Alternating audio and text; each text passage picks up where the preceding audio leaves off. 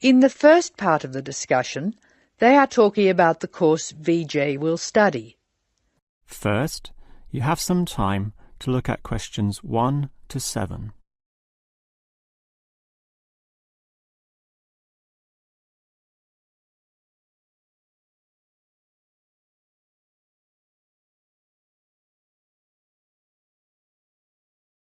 Now we shall begin. You should answer the questions as you listen, because you will not hear the recording a second time. Now listen carefully and answer questions 1 to 7. Hello. May I help you? Hello. Is this the right place for me to register to study foreign languages? Yes, it is. May I have your name, please? Vijay. My family name is Paresh. Vijay Paresh. Okay. Do you have a telephone number? Yeah. 909-2467. Thank you.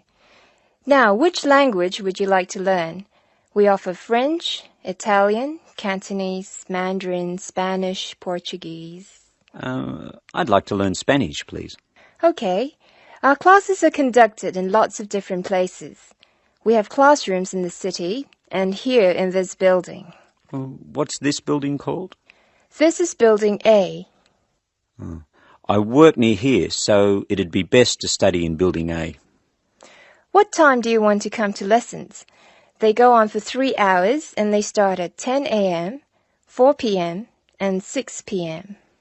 I wish I could come to the daytime lessons, but I can't.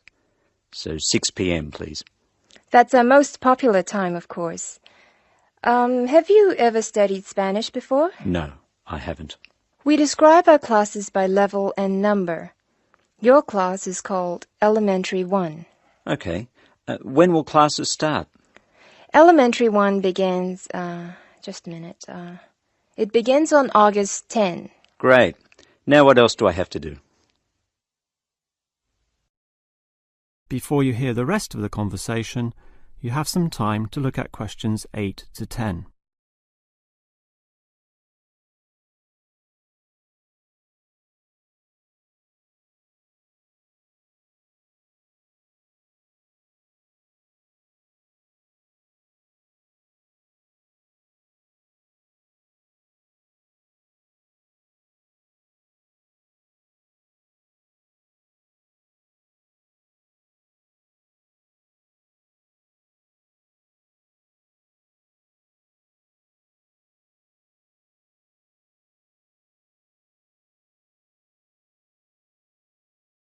Now listen and answer questions 8 to 10.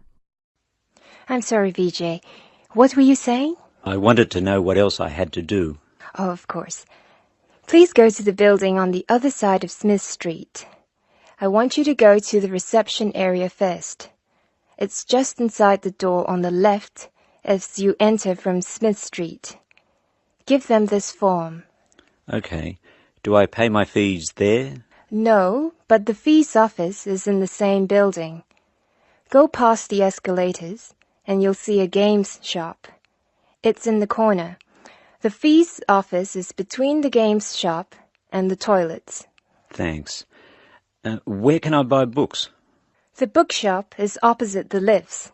It's right next to the entrance from Robert Street. Your offices are spread out. Not as badly as they used to be. By the way, we offer very competitive overseas travel rates to our students. Oh, I'd like to look into that. Of course. The travel agency is at the Smith Street end of the building, in the corner next to the insurance office. Thank you very much. Bye.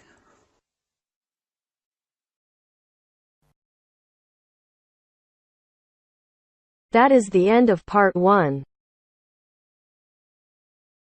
You now have half a minute to check your answers.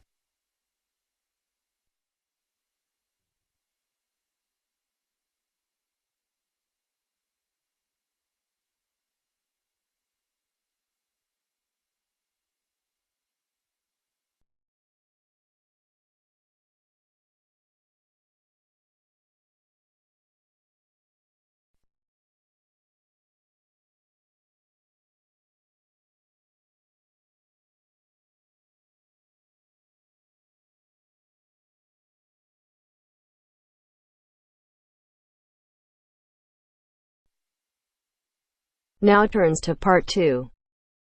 Part 2. You will hear a conversation between an IELTS candidate and an IELTS administrator. First, you have some time to look at questions 11 to 15.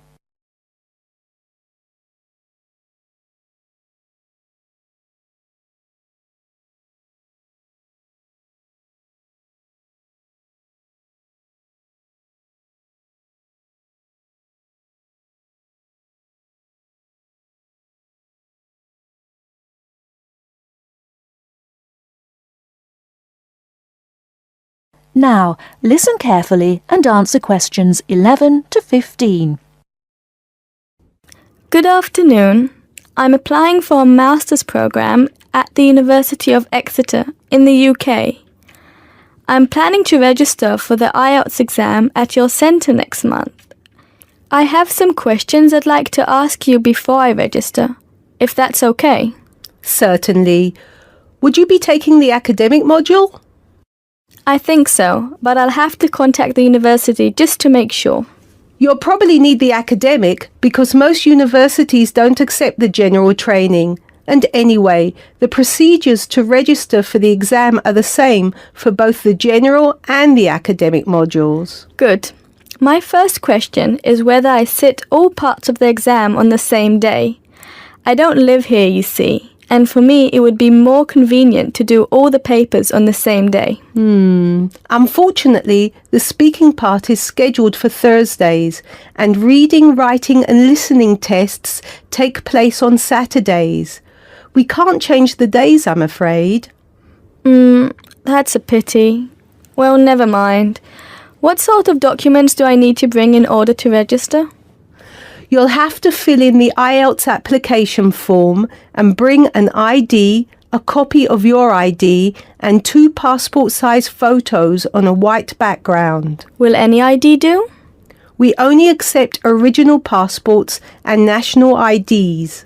That's good to know. Did you say that reading, writing, and listening are scheduled for Saturday? That's right. Will I get a break in between the papers? I'm afraid there aren't any breaks between the papers. Each paper takes an hour to complete, so it's 3 hours straight through. You'll first do listening and then reading, followed by the writing test. This is a standard requirement from Cambridge. Before you hear the rest of the talk, you have some time to look at questions 16 to 20.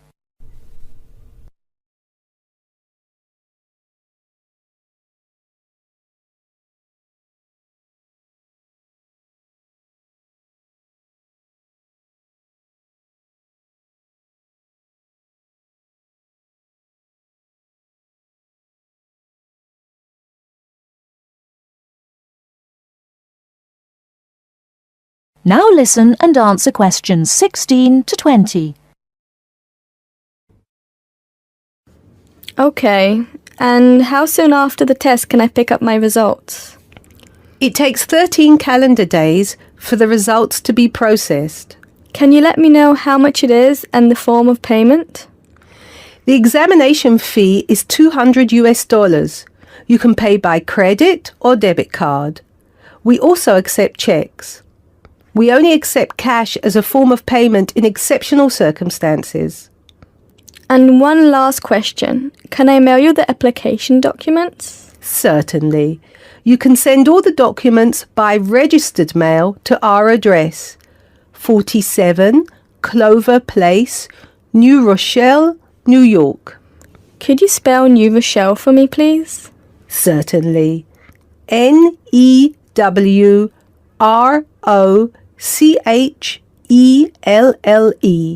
Could I have the zip code as well?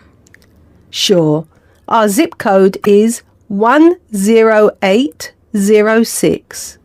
Thanks. You can also email us at inquiry@examsmail.com or phone us at 325-9082. I think that's all. Thank you very much for all the information. Bye. You're welcome. Goodbye. That is the end of part 2. You now have half a minute to check your answers.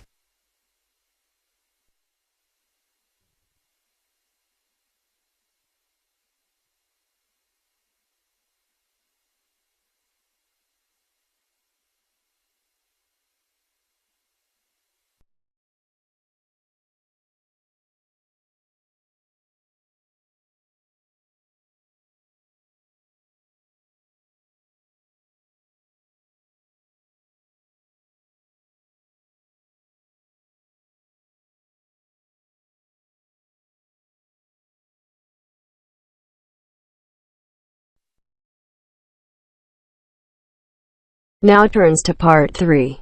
Part 3. You will hear a woman talking about a number of different beaches to a group of tourists. First, you have some time to look at questions 21 to 25.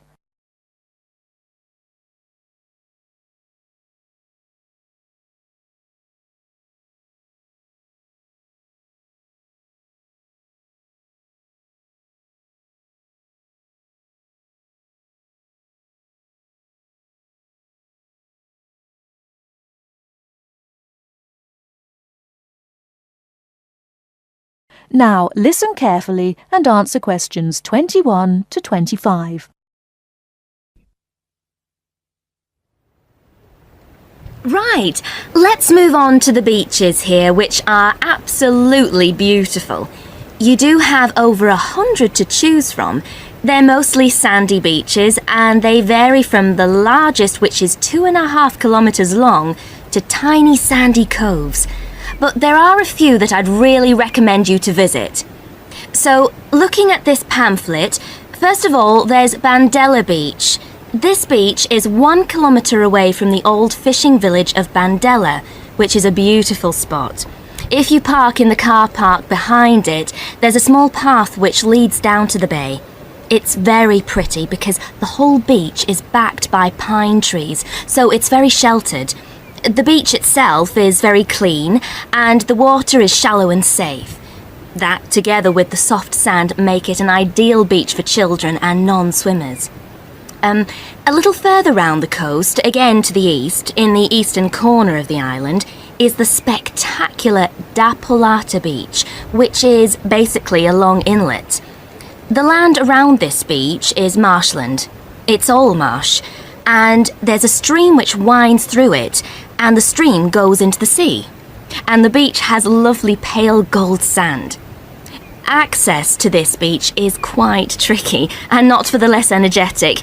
You have to go down a long flight of steps, 190 to be exact. But you'll be relieved to know that there's also a road which winds down to a car parking area.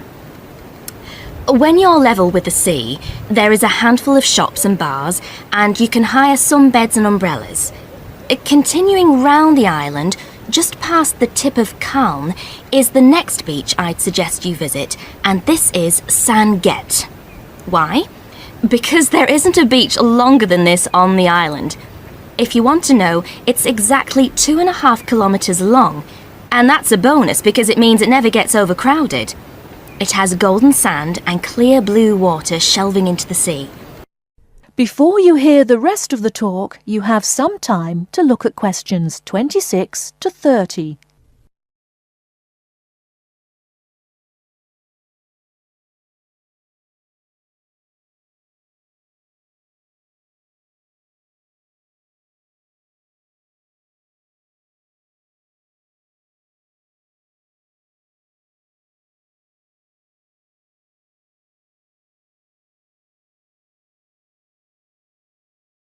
Now listen and answer questions 26 to 30. It has golden sand and clear blue water shelving into the sea. There are several beach restaurants to choose from, and water sports are available when the water is calm. But check first. This beach operates a flag system, as the sea can get rough and you should always swim between the flags. There's a large car park which gives you easy access to the eastern end of the beach. but the western end is much quieter and more wild, as it is harder to reach. Blanaka is another popular beach, just in the northwest corner of the island. It has incredibly white sand and sparkling water. There is ample car parking here and plenty of bars and restaurants. Blanaka has white cliffs all around it, and for those of you who'd like a little more to do than just lazing on the beach, there are caves here which you can explore in the cliffs, and you can also dive into the water from rock platforms along the side of the cove. Well, my final recommendation for today is Disador. Now, this beach isn't quite as easy to get to as the others I've talked about. It's quite a remote little beach, tucked away here next to Blanaka. You can reach Disador by a steep slope which goes over some sandbanks. The beach itself is small and pretty, with reddish-coloured sand and some stony areas on its eastern side. Despite being quite small, the bathing is good, and you can also go fishing here from the rocks at either side. It's a good idea to take some food and drink with you if you decide to go here, as there's only one little bar which isn't always open. So, that should give you plenty of ideas to choose from over the next 2 weeks. And if you have any further questions... That is the end of part 3. You now have half a minute to check your answers.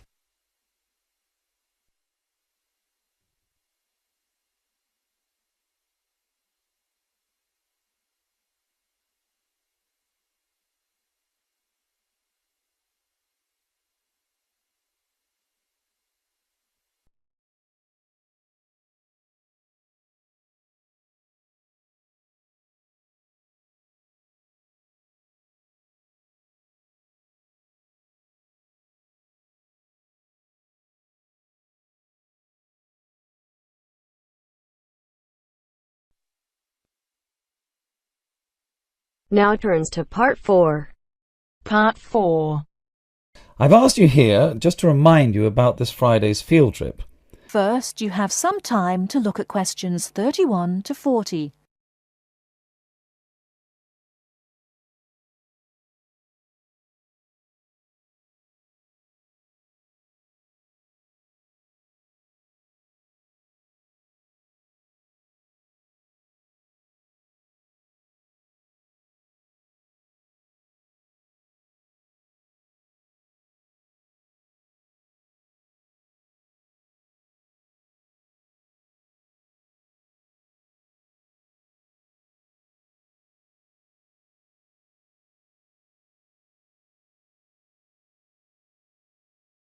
Now listen carefully and answer questions 31 to 40.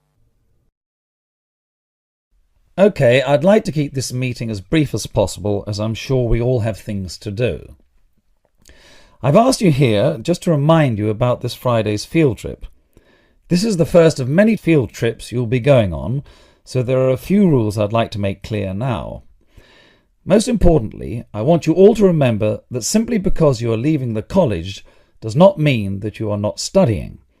This is an essential part of your course and should be treated as such. There will be 2 assignments for you to complete whilst you are there, and some extension work you will be expected to do over the weekend, so I suggest you all pay attention on the day. Moving on, remember that we are going to a salt marsh and must dress appropriately. High-heeled shoes and t-shirts are not what I consider appropriate. You need good footwear, preferably boots, and you should bring a waterproof jacket as the weather is unpredictable. It would also be a good idea to bring a change of clothes. There is a chance you will get wet, and a 3-hour return journey in damp clothes is nobody's idea of fun. We will be on the marsh from about 10 o'clock to about 4, so you'll be given a light lunch. However, if you want to bring any snacks with you, then please feel free to do so, although we will be stopping for dinner on the way home. Now, this is the 4th time the college has been to Park Drive Saltmarsh, and so far we have never lost a student. However, remember that there are 28 people going, and if you are late, you will be keeping myself and your colleagues waiting, and at that time in the morning you will not find me very forgiving. Please try to arrive a few minutes before 7. If you are not here on the hour, you risk being left behind. For those of you who are being collected in the evening, you can expect to be back here between 8:30 and 9 p.m. But do warn whoever may be coming for you that the traffic is unpredictable and it may well be later. Before you go, I'll hand out your assignment papers and briefly explain what you have to do. Now, on the first page, all you are required to do is identify the flora and fauna on the page and find an example in the salt marsh. As I told you on Monday, you will need a camera for this. I recommend one of those disposable cameras rather than something more valuable, as the marsh can get very dirty. Now on page 2, you'll be looking more at the bird life on the marsh. You should be able to see what you have to do for this assignment, but there will be plenty of time on the way there to ask any other questions. Well, we'll stop there and I'll see you all on Friday morning. Oh, before you go, just a word of caution. The plants are there to be seen and photographed only. Remember that this is a protected site and we will have to get permission for this trip. If there are any problems, we may not be allowed to go again and you will be spoiling the opportunity for other students. Okay, if you have any questions, come and see me later today or tomorrow. That is the end of part 4. You now have half a minute to check your answers.